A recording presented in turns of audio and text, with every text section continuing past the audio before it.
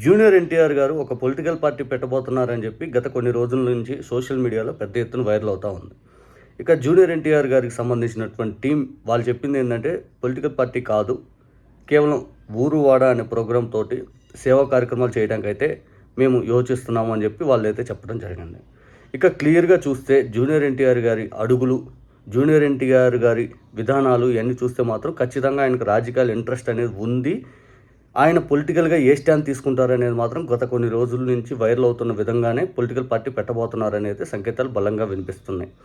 అందులో భాగంగా వాస్తవానికి ఆయన బాగా హర్ట్ అయిన అంశాలు ఏంటి, ఆయన తెలుగుదేశం పార్టీలో అవకాశం కల్పించకపోవటం, తెలుగుదేశం పార్టీలోనే ఆయన తొక్కేసే ప్రయత్నం చేయటం, ఇక నందమూరి కుటుంబం మొత్తం ఒక సైడ్ వచ్చేసి ఎన్టీఆర్ గారిని, కళ్యాణ్ రామ్ గారిని వీళ్ళిద్దరిని సైడ్ చేసేయటం, చంద్రబాబు నాయుడు గారు ఈ వెనకుండి గేమ్ అంతా నడిపిస్తాం, ఇవన్నీ ఎన్టీఆర్ గారిని హత్య చేసినట్టుగా కనపడతా ఉన్నాయి. ఎందుకంటే ఇదే ఎన్టీఆర్ గారు 2009లో తెలుగుదేశం పార్టీ కోసం ప్రచారం చేశారు. ఆ తర్వాత ఇదే జూనియర్ ఎన్టీఆర్ గారి పైన పెద్ద ఎత్తున తెలుగుదేశం పార్టీ అనుకూల మీడియాలో పిల్లకాకి 5 అని చెప్పి ఆనాడు వార్తలు రాపించిన ఘటన మనందరికీ తెలిసిందే. ఇక ఎక్కువ ఊహించుకుంటున్నాడు, నీకు అంత సీన్ లేదు, పిల్లకాకి 5 అని చెప్పి తెలుగుదేశం పార్టీ అనుకూలంగా ఉన్న మీడియాలో అంతలా స్టేట్మెంట్లు పాస్ చేశాక ఆ తర్వాత వెంటనే జూనియర్ ఎన్టీఆర్ గారు ప్రెస్ మీట్ పెట్టి నా కట్టెకాలే వరకు నేను తెలుగుదేశం పార్టీలోనే ఉంటాను 5 అని చెప్పి స్టేట్మెంట్ ఇవ్వడం జరిగింది. ఇక హరికృష్ణ గారిని ఎంత వేధించారో మనందరికీ తెలుసు. ఇదే హరికృష్ణ గారు తెలుగుదేశం పార్టీతో డిఫర్ అయ్యి అన్నా తెలుగుదేశం పార్టీ అనేది ఒకటి పెట్టుకున్నారు. ఆ తర్వాత అది పూర్తిగా ఫెయిల్యూర్ అయింది. ఆ తర్వాత మళ్ళీ తెలుగుదేశం పార్టీలోనే రాజ్యసభ సభ్యత్వం ఉంది, రాజ్యసభ నామినేట్ చేశారు. ఆ తర్వాత హరికృష్ణ గారు 2011, 12, 13, 14 ముందు అయితే మాత్రం ఆయన బాగా టార్గెట్ చేశారు. ఎంతలా అంటే హరికృష్ణ గారిని పర్సనల్గా కూడా టార్గెట్ చేసి జగన్ గారితో టచ్లో ఉన్నారు అన్నట్టుగా మీడియాలో స్పెక్యులేషన్స్ పెద్ద ఎత్తున వాళ్ళ మీడియాలో ప్రచారం చేపిస్తే హరికృష్ణ గారు నా ఫోన్ మీకు ఇస్తాను, మీరు ఎంతైనా చూసుకోండి, నేను ఎవరినైనా కానీ కాంటాక్ట్ అయినా చూసినా కానీ 5 అని చెప్పి మాట్లాడారు. నాడు బాలకృష్ణ గారికి హరికృష్ణ గారికి కూడా ఒక విధానంలో తేడా వచ్చింది. ఎన్టీఆర్ గారి బొమ్మ ఎవరైనా పెట్టుకోవచ్చు 5 అని చెప్పి హరికృష్ణ గారు అంటే బాలకృష్ణ గారు కొద్దిగా తీవ్ర స్థాయిలో ఫైర్ అయ్యారు. ఆ తర్వాత పరిణామాలు మనం చూసాం. రాజ్యసభకి హరికృష్ణ గారు సమైకాంధ్ర మద్దతుగా రాజీనామా చేస్తే హరికృష్ణ గారిది మాత్రమే ఆమోదింపజేశారు. మిగిలిన తెలుగుదేశం పార్టీ ఎంపీలది ఎవరిది ఆమోదింపజేయకుండా చేశారు. తిరిగి హరికృష్ణ గారి నామినేట్ కూడా చేయాల ఇదే తెలుగుదేశం పార్టీ. ఇక జూనియర్ ఎన్టీఆర్ గారి విషయానికి వస్తే హరికృష్ణ గారు చనిపోయాక మరీ ముఖ్యంగా దూరం పెరిగినట్టుగా కనపడతా ఉంది. ఇక లోకేష్ గారిని ప్రొజెక్షన్ చేయడంలో భాగంగానే ఇదంతా జరిగిందని జూనియర్ ఎన్టీఆర్ గారు అసంతృప్తితో ఉన్నట్టుగా మనం అనుకోవచ్చు. ఇక్కడ ఇదే జూనియర్ ఎన్టీఆర్ గారు చంద్రబాబు నాయుడు గారు అరెస్ట్ అయినప్పుడు స్పందించలేదు. ఎన్టీఆర్ గారి 100వ జయంతి ఉత్సవాల పేరిటి వీళ్ళందరూ చేస్తున్న హంగామాలో జూనియర్ ఎన్టీఆర్ గారిని కనీసం ఆహ్వానించలేదు. ఆ తర్వాత భువనేశ్వర్ గారిని అన్నారు అని చెప్పి చంద్రబాబు నాయుడు గారు నాడు చేసినటువంటి విధానం ఏదైతే ఉందో నాడు జూనియర్ ఎన్టీఆర్ గారు కూడా పెద్ద రియాక్ట్ అయితే కాలేదు. అంటే తేలిగ్గా మాట్లాడితే బుద్ధా వెంకన్న ఇట్లాంటి వాళ్ళు వచ్చి జూనియర్ ఎన్టీఆర్ గారిని తిట్టారు. ఆ తర్వాత 2019లో ఓడిపోయిన తర్వాత చాలామంది తెలుగుదేశం పార్టీలో జూనియర్ ఎన్టీఆర్ గారు వస్తేనే మళ్ళీ పార్టీ బలపడుతుందని మాట్లాడితే వాళ్ళందరినీ తెలుగుదేశం పార్టీని సైడ్ చేశారు. వాళ్ళందరూ తెలుగుదేశం పార్టీ నుంచి ఎల్లగొట్టే ప్రయత్నం చేశారు. కేవలం నారా లోకేష్ గారిని ప్రొజెక్షన్ చేసుకోవడం కోసం ఇదంతా నడుపుతున్నారని చెప్పి ఖచ్చితంగా ఎవరికైనా అర్థమైంది కదా. ఇక ఈ మధ్య చూసుకుంటే జూనియర్ ఎన్టీఆర్ గారి బెంగళూరులో కిమ్స్ హాస్పిటల్ ఓపెనింగ్కి వెళ్తే అక్కడ అందరు సీఎం సీఎం సీఎం అని చెప్పి పెద్ద ఎత్తున నినాదాలు ఇస్తుంటే జూనియర్ ఎన్టీఆర్ గారు ఆపే ప్రయత్నం కూడా చేయలే.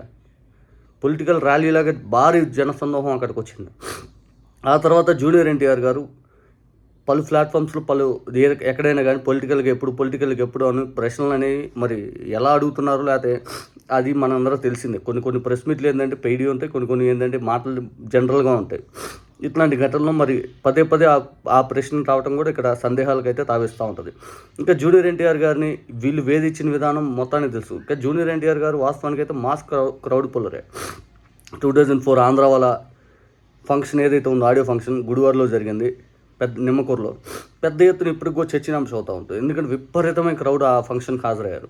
ఆ తర్వాత జూనియర్ ఎన్టీఆర్ గారు నెక్స్ట్ ఎన్టీ రామారావు గారు లాగే ఈయనే ఉండబోతున్నాడు 5 అని చెప్పి మాట్లాడినా కానీ చంద్రబాబు నాయుడు గారు అంతవరకు ఆయన 2009 ఎలక్షన్ తర్వాత వెంటనే కట్ చేశాడు.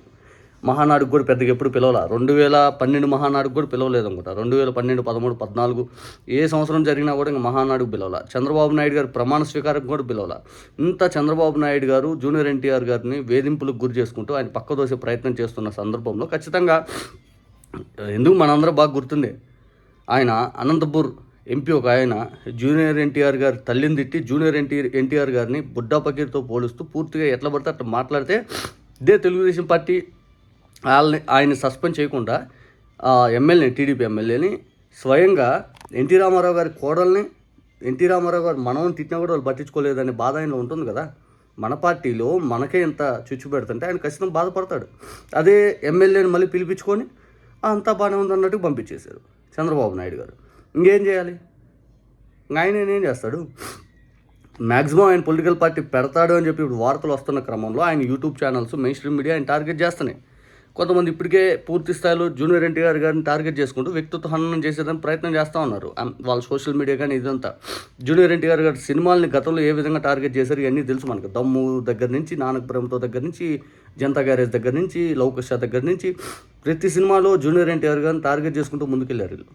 ఇంకా జూనియర్ ఎన్టీఆర్ గారు పూర్తిగా పొలిటికల్గా తన స్టాండ్ ఇప్పుడు ప్రకటించకపోయినా సేవా కార్యక్రమాలు లాంటివి పెట్టి విజయ్ గారి లాగే ముందుకెళ్ళటానికి అయితే చూడవచ్చు మనం. విజయ్ గారి లాగే మేబీ ఇంత ఆంధ్రాలో అంత స్కోప్ ఉందో లేదని మాత్రం మనం చెప్పలేం. కానీ తెలుగుదేశం పార్టీకి మాత్రం పెద్ద ఎదురు దెబ్బ అని చెప్పొచ్చు. తెలుగుదేశం పార్టీలో చీలిక వర్గం అంతా జూనియర్ ఎన్టీఆర్ గారికి మద్దతు ఇచ్చే అవకాశం ఉంటుంది. నారా లోకేష్ గారిని నాయకుడిగా, చంద్రబాబు నాయుడు గారు ఉన్న రోజులు నాయకుడిగా ఆయన యాక్సెప్ట్ చేస్తారు. బికాజ్ ఎందుకంటే ప్రతిపక్షంలో ఉన్నప్పుడు పార్టీని ఎంత బలంగా నిలబెడతారు అనేది ఒక నాయకుడి విధానం మనకు అర్థమవుద్ది.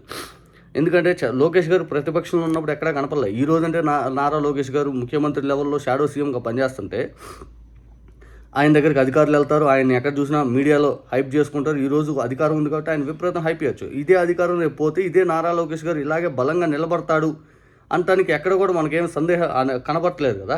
నిలబడే అవకాశం కూడా లేదు కదా.